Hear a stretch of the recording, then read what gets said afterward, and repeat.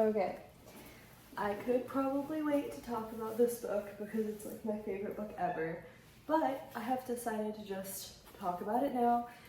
Um, this is a book that I come back to more than once a year. I read it quite often. I love this book. I just gave a copy of it. I have 3 copies, or had 3 copies, and I gave one of the books to my friend who's also a Holly Black fan, who had never read this book, which I don't blame her because this is a pretty, like, I guess, niche Holly Black book. Coldest Girl in Coldtown is making fun of the vampire genre. Like, if you like Twilight, if you liked, the Anne Rice books, like, there's something in it for you, about you, and it's like in such a like sweet way. Like, it's not in like a mean-spirited, you're stupid way. It's in like a self-referencing, like, I too am a vampire lover, but we're all kind of stupid, aren't we? Like, we all kind of do these like silly things. Like, we wouldn't really want that, would we? And like, yeah, we probably wouldn't. So, okay, I'll read you the back. Coldtown was dangerous, Tana knew. A glamorous cage, a prison for the damned, and anyone who wanted to party with them. Tana lives in a world where walled cities called cold towns exist. In them, quarantined monsters and humans mingle in a decadently bloody mix of predator and prey. And once you pass through Coldtown's gates, you can never leave. One morning, after a perfectly ordinary party, Tana wakes up surrounded by corpses. The only other survivors of this massacre are her exasperatingly endearing ex-boyfriend, infected and on the edge, and a mysterious boy burdened with a terrible secret. Shaken and determined, Tana enters a race against the clock to save the 3 of them the only way she knows how, by going straight to the wicked, opulent heart of Coldtown itself. By the way, Veronica Roth, the author of Divergent, called this beautifully written with a rich setting and complex characters. And John Green, needs no introduction, said that no one writes like Holly Black. Coldtown is one of my all-time favorite fantasy novel settings, and I could not agree with him more. It is so fun. It's not quite a love triangle because there isn't quite that much romance in it. I'd say there's definitely like hints of romance. If you love morally gray, hot, ambiguous men who are deeply attracted to the main character, this book is for you. If you like, I'm just gonna keep talking about him because I love him, but if you love men who are really old-fashioned and who speak in flowery and outdated language, who mostly speak in poetry, and who are a little bit insane and probably homicidal, you'll love this book. The main character is a little bit stupid, but she's also very resilient, and she really does want to help everyone and do what's best for everyone. She has a lot of difficult decisions in this book, and I think that she does the best that she can. Sorry, I love this book. Okay, there's a whole bunch of people that she meets along her way to the Cold Town that are just incredibly amusing. And I'd say like most of this book is amusing, and there's parts that will make you laugh, but then there's also parts where you're like, oh no. There's a lot of stupid decisions, there's a lot of tragedy. It very much feels like the new Interview with a Vampire TV show, like especially the parts with Lestat where it's like kind of dark.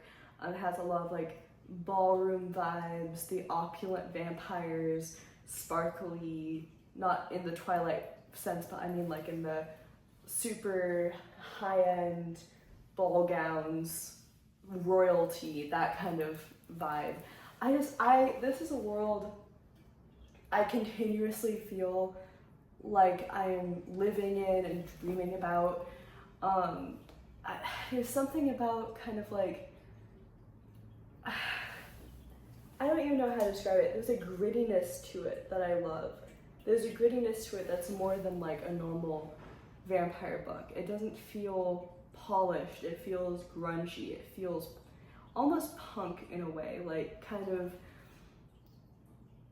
everything is very realistic, you know?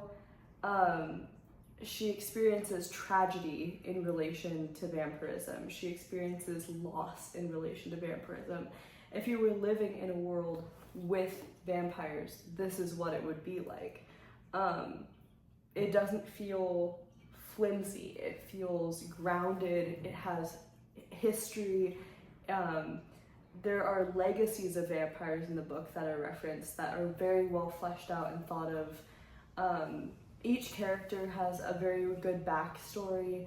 The opening is crazy and high-paced and heart-wrenching and awful. Flashbacks are intense and insane. The family dynamics are very honest.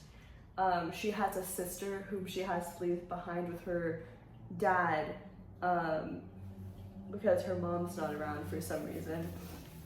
But that's explained in the book, by the way. It's not just that her mother isn't around. But she has to like think about her sister and how her sister will react and how to explain it to her sister. Streamers are in this. It's a modern book, so it has a lot about cell phones and video cameras and live streaming, and it's very much vampires in the modern age of technology. Like, when was this written? That's a really good question. This book was written in 2013. Yeah, and it's the summary that's on the info page says, when 17-year-old Tana wakes up following a party in the aftermath of a violent vampire attack, she travels to Coldtown, a quarantined Massachusetts city full of vampires, with her ex-boyfriend and a mysterious vampire boy in tow.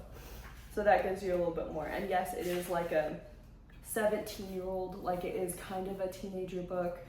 And I definitely feel like, honestly, I don't know, because I kind of feel like a teenager who reads this might be kind of offended, because it is kind of making fun of teenagers and how stupid they are.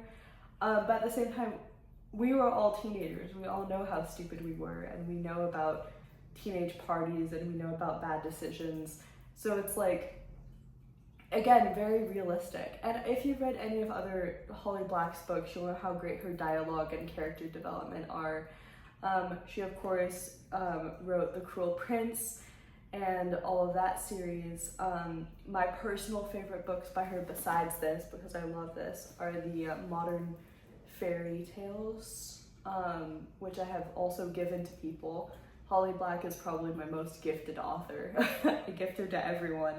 But yes, if you love her other writing, I would recommend it.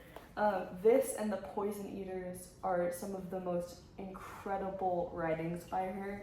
The Poison Eaters is her collection of short stories, which I will talk about, but I lent it to my mom, so I don't have my physical copy. But this book is literally one of my favorite books. Like, I cannot get enough of this book.